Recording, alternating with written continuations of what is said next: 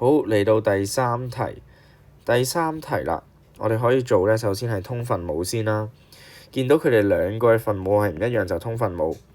左邊乘 3a， 上面同下面咧一齊乘。右邊呢一嚿乘 2a， 上面下面都係一齊乘啦。2a 再乘以 3a 咁樣啦。咁樣做有咩好處咧？咁樣做咧可以令到佢哋嘅分母啦變成係一樣嘅，咁上面咧就可以直接寫埋一齊啦。咁 3a 乘5就係 15a 啦，加號直接寫8、2、16、16a。好啦，可以繼續做落去。31a 除以 6a 二次。好啦，去到呢步咧，我哋將佢化到最簡啦。a 咧可以約咗佢，下面變成 6a，咁所以答案咧就會係 C 啦。